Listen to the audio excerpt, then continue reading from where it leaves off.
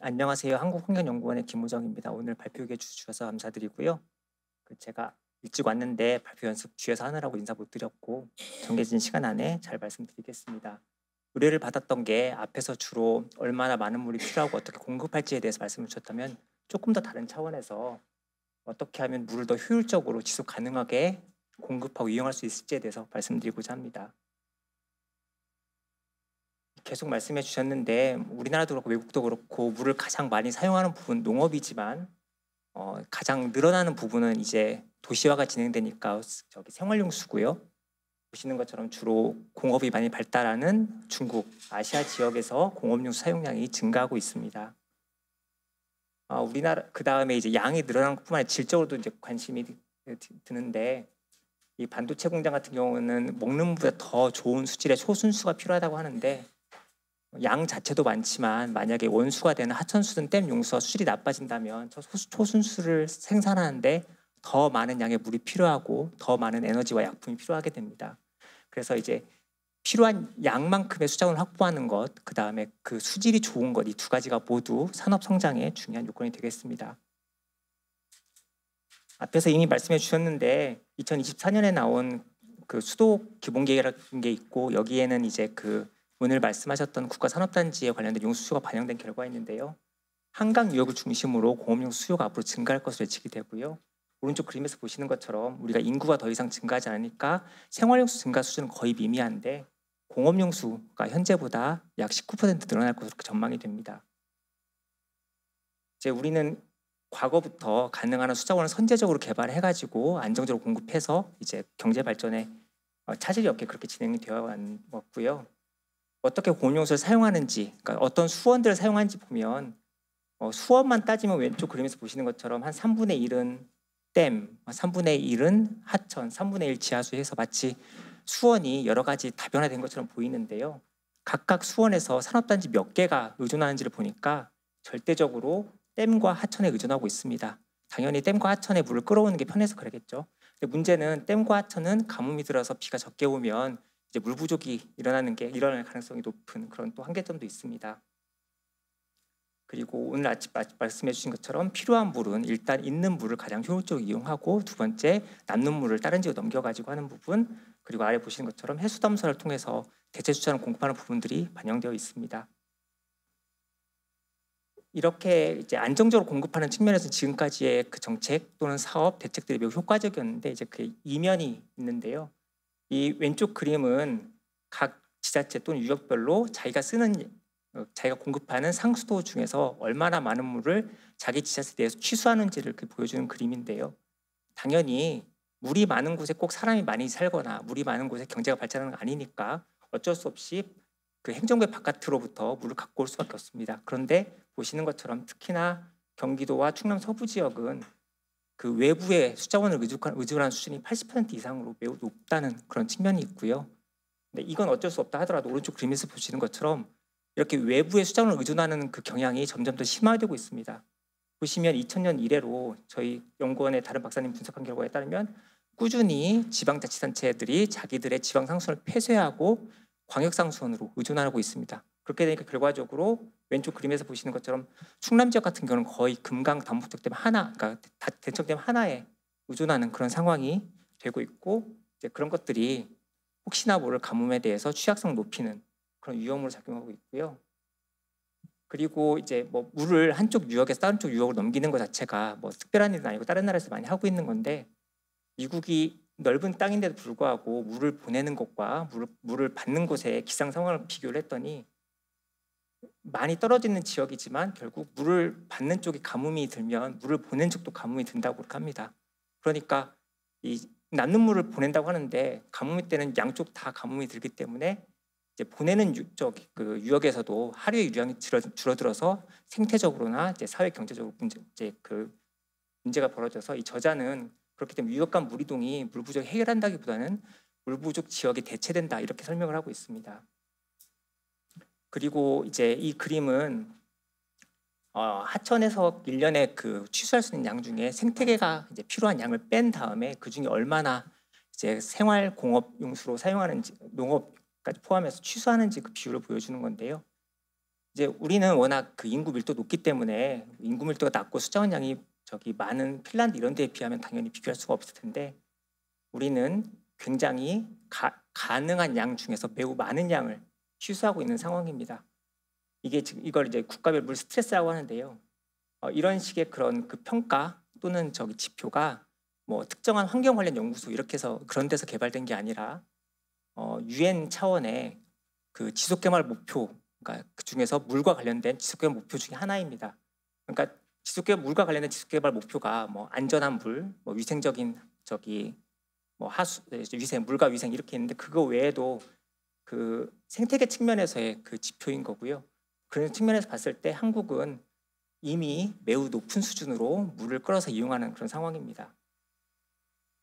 이제 그 전반적으로 봤을 때는 나라별로 데이터를 비교하면 GDP가 높아질수록 물 사용량이 증가하는 거는 뭐 그 이미 잘 알려진 사실인데요. 그런데 이제 끝단에 가면 꼭 그렇게 진행되는 것 같지는 않습니다. 왼쪽 같은 경우에 미국인데 이제 1970년대 이후로부터 그 제조업의 그 오프쇼어링이 진행되기 때문에 경제 성장에 비해서 물 취수량 같은 경우는 왼쪽 그림에서 볼 수 그렇게 증가되지 않는 상황인 거고요. 이 오른쪽 그림은 단위 GDP를 생산하는데 물 사용량이 얼마나 얼마나 줄어드는지를 보여주는 지표가 되겠는데 그 선진국 같은 경우에는 그 앞으로 미래로 갈수록 점점 더 같은 양의 GDP를 생산하는데 더 적은 양의 물을 사용하는, 다시 말해서 꼭 경제 성장이 일어난다고 물 이용량이 증가하는 것은 아니라는 그런 전망을 보여주고 있습니다.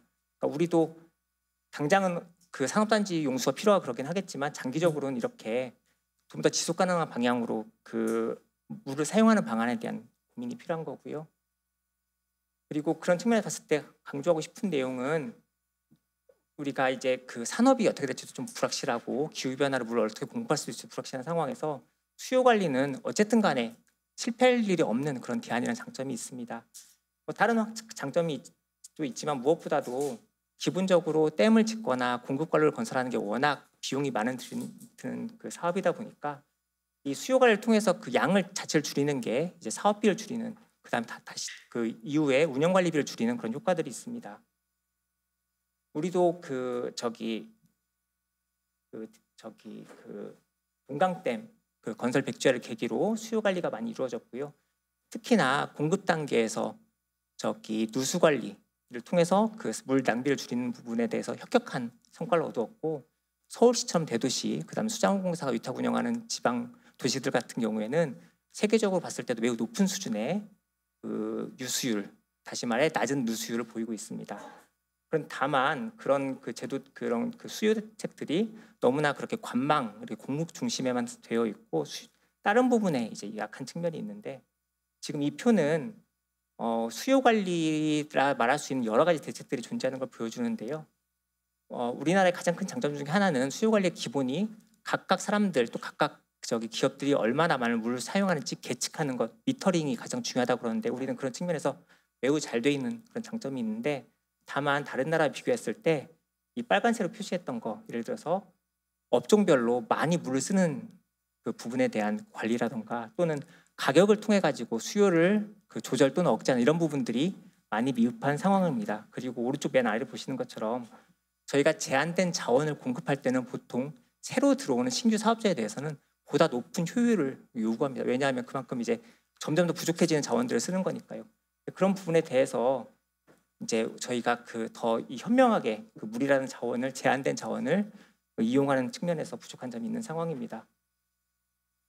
그리고 이제 그 스마트 기술, IoT 뭐 이런 얘기 많이 하는데요. 왼쪽 그림은 그 가정에서 어떻게 이제 각종 센서나 뭐 이런 걸 통해 데이터를 통해서 물 수용량을 감소할 수 있을지 보여주는 건데, 이런 식의 방식이 기업에도 적용이 가능하고, 그리고 이런 식의 노력들이 이미 전력 분야에서는 그 기업들이 공장에서 이미 많이 행해지고 있는 분야이고, 아무래도 물이 싸다 보니까 이렇게 물을 효율적으로 관리하는 노력들이 부족했던 거고, 부족했으니까 앞으로는 이런 걸 통해서 물을 절약할 수 있는 그런 잠재력이 크다고 볼 수 있겠습니다.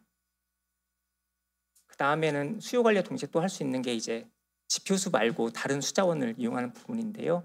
앞에서 말씀해 주셨지만 해수 담수화나 물 재용 같은 경우에는 그 기상 상황에 관계없이 안정적으로 물을 공급할 수 있기 때문에 클라이밋 프루프라고 이렇게 저희가 얘기를 하고 있습니다. 근데 이것도 물론 이제 그 장단점이 있는데, 보시는 것처럼 그 지표수를 처리해서 보내는 것보다 그 먹는 물을 그 뭐 중수도라던가 해수 담사 같은 경우에는 매우 많은 에너지를 필요로 합니다. 즉 운영비용이 높다는 문제고요. 호주에서도 그 밀레니엄 대가뭄을 겪으면서 담수화 시설 여러 건설했는데, 지금 상황을 보면 비가 충분히 오기 때문에 그런 시설들의 운영을 중단하고 있는 상황입니다. 그리고 하수 재이용도 캘리포니아처럼 그 지하수에 넣어가지고 먹는 물로 간접적으로 재이용하는 그런 성공 사례도 있지만, 많은 경우 수질에 대한 우려 때문에 농업용수 정도로 사용되고 있는 그런 상황입니다. 하지만 기본적으로 그 지표수는 양질의 수자원이고 그 공급 계획을 짜기 좋기 때문에 이런 해수 담수화라든가 물 제용 이런 대체 수자원이 지표수만큼의 경제성이라든가 그런 편리함을 가지기는 매우 현실적으로 매우 어렵습니다.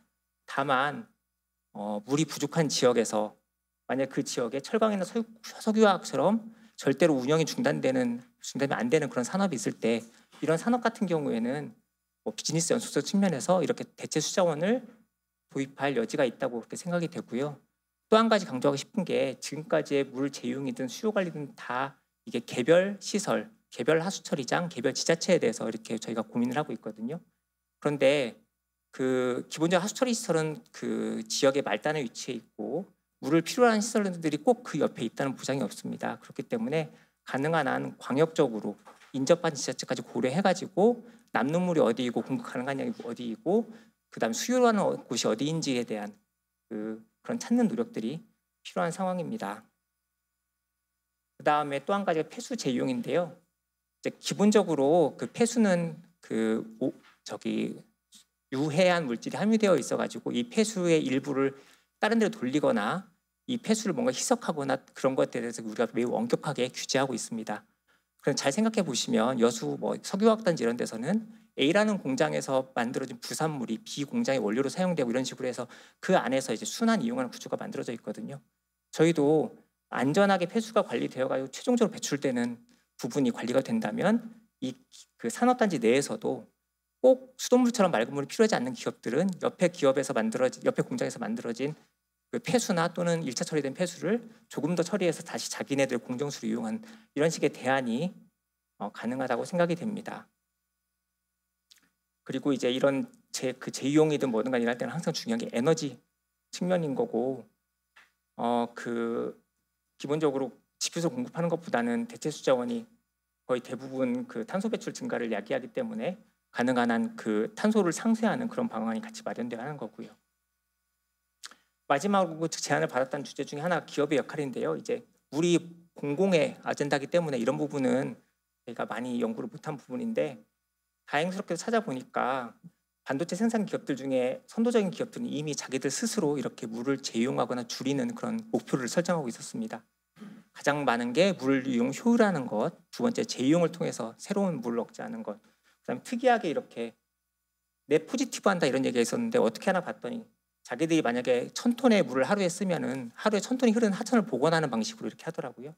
이렇게 해서 이제 기업들이 꼭 정부가 규제를 하지 않더라도 적어도 지속 가능성을 고민할 정도의 큰 기업들이면 이런 식의 그 노력을 하는 거고, 이런 부분들도 이제 우리가 글로벌 그 수준에 올라간 만큼 기업들한테 노력을 촉구할 수 있는 부분인 거고요. 조금 다른 얘기긴 하지만 이 하수 처리수나 폐수 처리수를 공업용수로 공급하는 부분에 대해서는 어느 정도 사업성, 경제성을 기대할 수 있기 때문에 정부의 재정 투자가 아닌, 정부에 약간 지원이 들어가긴 하지만 그 민간 투자 방식으로 지금까지 추진이 되어 왔습니다.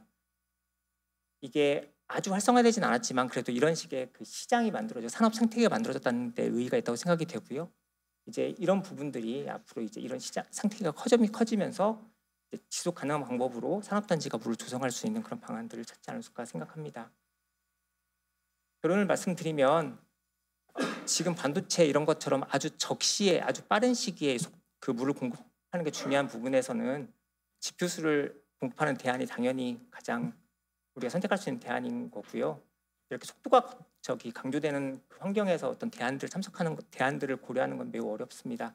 그런데 다른 한편으로 앞에 그림에서 보여드렸듯이 이미 취수 스트레스 자체가 우리가 매우 높다는 부분을 생각할 수가 있고, 지금처럼 계속 가기에는 어렵다는 점도 분명한 거거든요. 그렇기 때문에 이런 환경에서 뭔가 댐이 필요하다, 댐이 필요 없다 이렇게까지 말은 못하겠지만 적어도 앞으로는 집효수, 지하수, 이용수 등을 포괄적으로 고려해서 우리가 물 수급 최적단을 찾아야 된다라는 얘기고 좀 원론적인 얘기긴 하지만요. 그다음에 저희 강조하고 싶은 부분은 수요 관리 같은 경우는 여튼간에 실패할 일이 없는 그런 장점을 가진다라는 것. 그다음에 우리 그동안 그 누수율 관리를 통해서 매우 많은 성과를 얻었는데 그거 외에도 할 수 있는 일들이 많다라는 걸 말씀드리고 싶고, 그리고 앞에서 말씀드렸듯이 대체 수자원이 경제적으로 우수할 일은 거의 없는데 그래도 산업 특성에 따라서 도입할 여지가 있다. 그다음에 대체 수자원 같은 경우는 반드시 온실가스 상쇄하는 노력들도 같이 기울여야 된다라는 말로 발표 마치고자 합니다. 감사합니다. 예.